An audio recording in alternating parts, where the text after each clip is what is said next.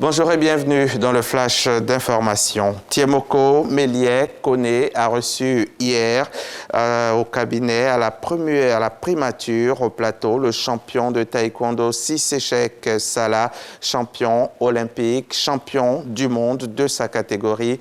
Le vice-président de la République s'est dit fier des titres remportés par notre champion national. Mahma Traoré a assisté à la rencontre. Son compte rendu tout à l'heure dans le 13h. Pendant ce temps, le Premier ministre, lui, tout à l'heure, nous étions donc à la présidence. Le Premier ministre, Robert Mambé-Begré, était à Bounafla, dans la Maraoué, pour y lancer officiellement un projet d'appui au développement du secteur agricole. C'est un programme qui concerne les cultures maraîchères, le maïs ou encore le manioc. Les précisions de Franck Kouadio. Le Premier ministre chef du gouvernement, Robert Begré-Mambé, lance officiellement à Bounafla, sous-préfecture de Bazré, département de Saint-Fra, le projet d'appui au développement du secteur du vivrier. Les populations de la Maraoué, sorties nombreuses pour vivre cet instant, ont exprimé leur joie par la voix de leur porte-parole. C'est que ce projet est une réponse du gouvernement aux besoins d'intrants pour une production agricole nationale minée par les changements climatiques et la crise russo-ukrainienne. Ce programme spécial concerne les cultures maraîchères pour 5000 hectares, le maïs pour 125 400 hectares, le riz pour 88 475 hectares et le manioc pour 70 000 hectares. Les intrants pour laver ces superficies ont déjà été acquis. Aujourd'hui, nous lançons la phase de distribution des kits de maraîchers au niveau national. Cette distribution va se faire en 2 étapes.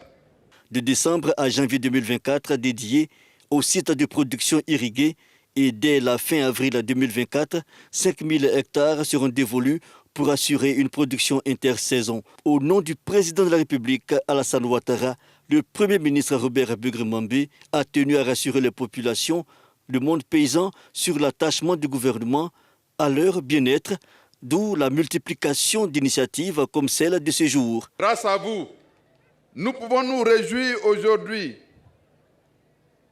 de ce que nos productions en manioc, en igname, en banane plantain et en tous les produits maraîchers couvrent pleinement nos besoins nationaux. Cependant, malgré tous nos efforts et vos efforts, quelquefois, nous avons des difficultés parce que, selon les saisons, on peut avoir des pénuries sur le marché.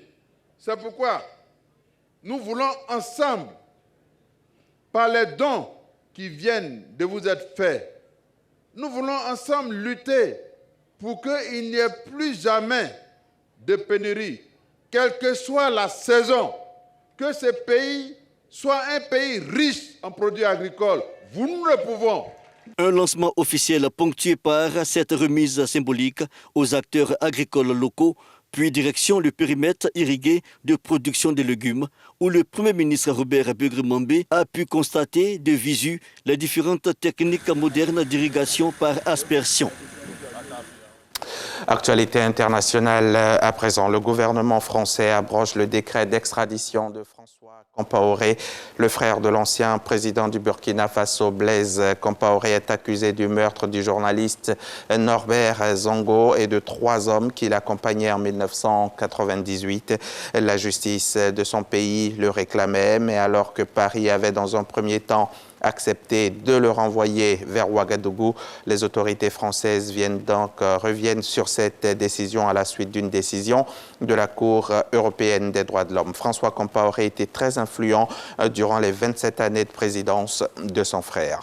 La France annonce également la fermeture de son ambassade au Niger. Depuis le coup d'État du 26 juillet 2023, les relations entre les deux pays se sont gravement détériorées. C'est une décision très rare qui illustre un nouvel épisode de la rupture progressive entre Paris et Niamey, à commencer par l'attaque de l'ambassade de France quelques jours après le coup d'État, puis la junte du CNRD avait exigé le départ pur et simple de l'ambassadeur français, ce que Paris avait refusé. S'en est ensuivi un blocus de l'établissement par les forces de défense et de sécurité nigériennes, un blocus durant lequel l'ambassadeur ne pouvait sortir ni recevoir ses homologues, à tel point que le président français Emmanuel Macron le considérait comme un otage. Fin de ce flash, merci de l'avoir suivi. On se retrouve à 13h pour développer tout ça.